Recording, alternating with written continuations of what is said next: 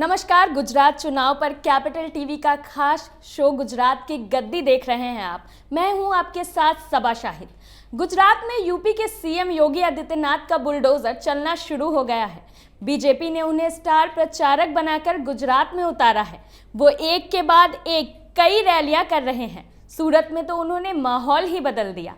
योगी ने कहा कि नरेंद्र मोदी दुनिया के सबसे लोकप्रिय नेता हैं। उनके नेतृत्व में भारत आगे बढ़ रहा है। सवाल यह है, क्या योगी आदित्यनाथ के कैंपेन से बीजेपी ऐतिहासिक जीत हासिल कर पाएगी? इसी पर बात करने के लिए मेरे साथ स्टूडियो में मौजूद हैं कैपिटल टीवी के editor in chief doctor Manish Kumar.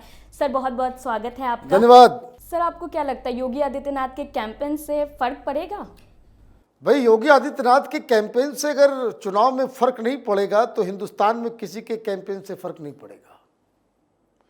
Yogi Adityanath Hindustan की राजनीति में प्रधानमंत्री मोदी के बाद सबसे बड़े लीडर हैं और योगी आदित्यनाथ सूरत पहुंचे।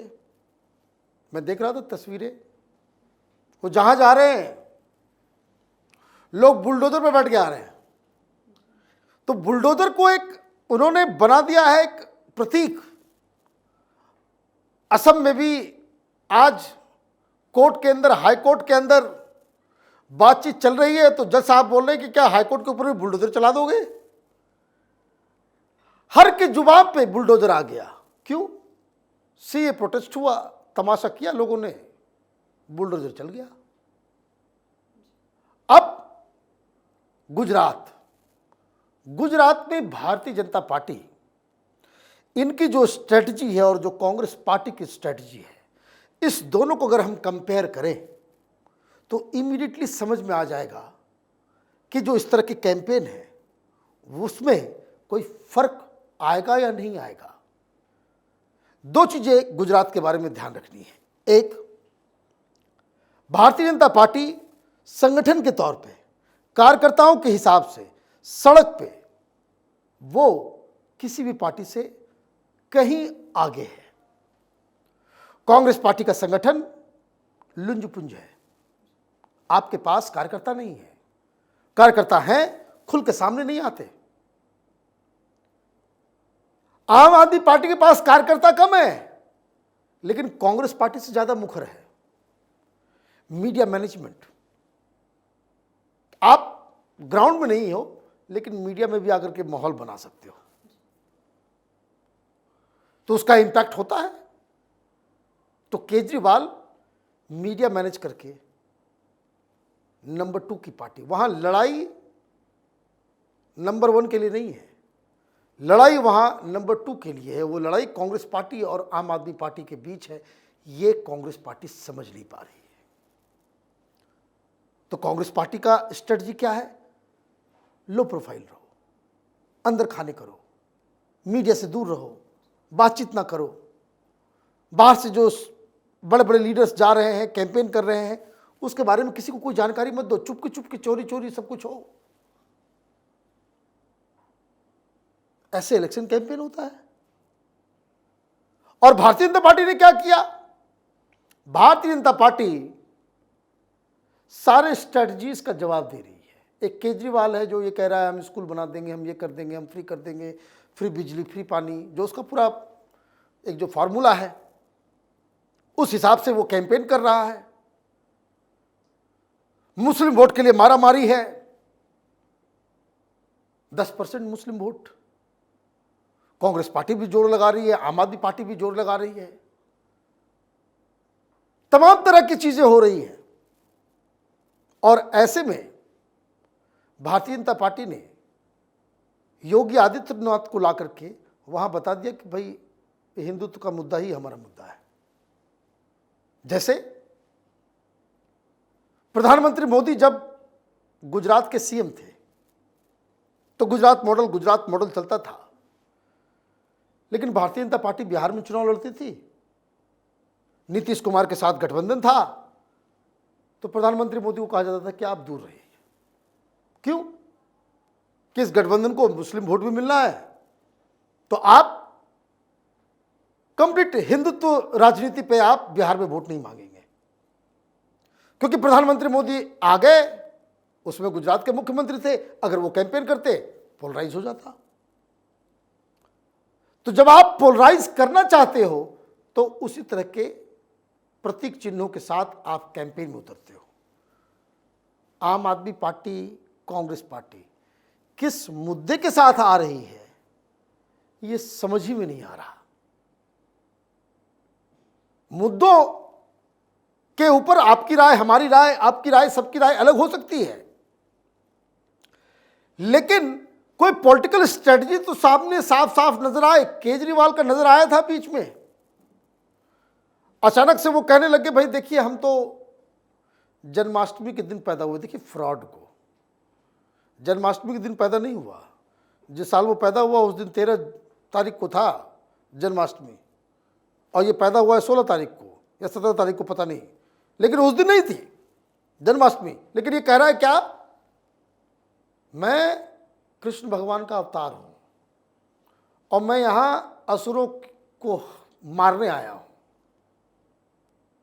तो इसने क्या किया, एक सिग्नल दिया, सॉफ्ट हिंदुत्व खेलेंगे। फिर इसने कहा कि मैं कट्टर बजरंगबली का भक्त हूं, तो इसने सॉफ्ट हिंदुत्व। अचानक से इसने कह दिया कि लक्ष्मी गणेश की तस्वीरें होनी चाहिए रोड पे, नोटों के ऊपर। तो मतलब हिंदुत्व खेलेंगे, लेकिन किस्मत भाई, रंगा सियार कब तक छिपेगा। मालूम चला कि इसका एक मंत्री जो है वहां पे ब्रह्मा विष्णु महेश भगवान नहीं है, हमें हिंदू देवी देवताओं के ऊपर भरोसा नहीं है, कोई विश्वास नहीं है, जो हिंदू हैं वो बेवकूफ़ हैं। इस तरह की चीज़ें इन लोगों ने करना शुरू कर दिया। तो हुआ क्या, अंत तो गत्वा केजरीवाल की कलई खुल गई। अब देखिए, जब से वो वीडियो आया, केजरीवाल ने घर करा ना घाट करा। हुआ ये कि अब वापस उन्हीं मुद्दों पे चला गया, फिर बिजली फिर पानी। अब उसके बाद से कह रहा है कि भाई कि वो कृष्ण भगवान का अवतार है। नहीं कह रहा। क्यों नहीं कह रहा? क्योंकि उसको समझ में आ गया कि उसकी पोल पट्टी खुल गई और बीजेपी ने उसको ही माहौल उसको उठा लिया कि ये देखो, ये केजरीवाल है जो दिल्ली में हिंदुओं को धर्मांतरण में जोड़ रहा है। वैसे लोगों को जो हिंदुओं को गालियां देते हैं वो बना हुआ है क्या, वो मंत्री बना हुआ है, और ये गुजरात में आके हिंदुत्व कार्ड खेल रहा है। तो राहुल गांधी वाली स्थिति हो गई किसकी? केजरीवाल की। कैसा नहीं होगा कि आप यूपी में जाओ सेक्युलरिज्म सेक्युलरिज्म, बिहार में जाओ तो सेक्युलरिज्म सेक्युलरिज्म, दिल्ली में सेक्युलरिज्म सेक्युलरिज्म, आप गुजरात आ जाओ तो कुर्ते के ऊपर जनेऊ डाल करके कह दो कि हम जनेऊधारी ब्राह्मण हैं। तो ये तो नहीं चलेगा। और इसलिए इलेक्शन में कौन किधर खड़ा है वो जरूरी होता है। और भारतीय जनता पार्टी इसमें मास्टर है कि सामने के विरोधियों के जो विरोधाभास है उसको एक्सपोज कर दे। तो आपने क्या किया? आपने योगी आदित्यनाथ को लाकर के खड़ा कर दिया। उनको कुछ कहने की आवश्यकता नहीं है, वो भगवा पहन करके खड़े हो जाते हैं, मामला खत्म। अब विपक्ष को बताना पड़ेगा कि तुम भगवा के साथ हो कि नहीं हो। केजरीवाल को बताना पड़ेगा। आप करते क्या है कि आप ऐसा कैंपेन डिजाइन कर देते हैं कि फिर विपक्षियों को जवाब देते बनता नहीं है। और इसलिए हर राज्य में दो शख्स भारतीय जनता पार्टी के लिए बड़े अहम हो गए हैं, एक असम के मुख्यमंत्री और दूसरे यूपी के मुख्यमंत्री योगी आदित्यनाथ, जो इलेक्शन के नतीजे को अफेक्ट कर सकते हैं, विपक्षियों के स्ट्रेटजी को नेस्तो नाबूद कर सकते हैं। इसलिए उनका इस्तेमाल होता है। क्या आप करते क्या है? You force them to take a side. और ये जो फर्जी हिंदुत्व, फर्जी सेकुलर, फर्जी प्रो मुस्लिम ये सब मुसलमान को ठगने वाले जितनी पार्टियां हैं ये सब एक्सपोज हो जाते हैं। तो आपने जो कहा कि योगी आदित्यनाथ का डंका वो तो गुजरात में जम के बज रहा है। जी सर, बहुत बहुत शुक्रिया आपका हमारे इस प्रोग्राम में आने के लिए। धन्यवाद।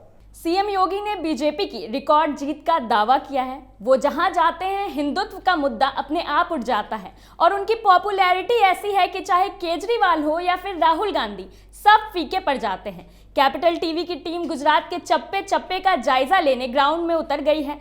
जनता का रुझान साफ है, मोदी ही उनकी पहली पसंद है। आज के हमारे शो में इतना ही। गुजरात चुनाव से जुड़ी तमाम बड़ी खबरों के लिए देखते रहिए हमारा शो गुजरात की गद्दी। नमस्कार।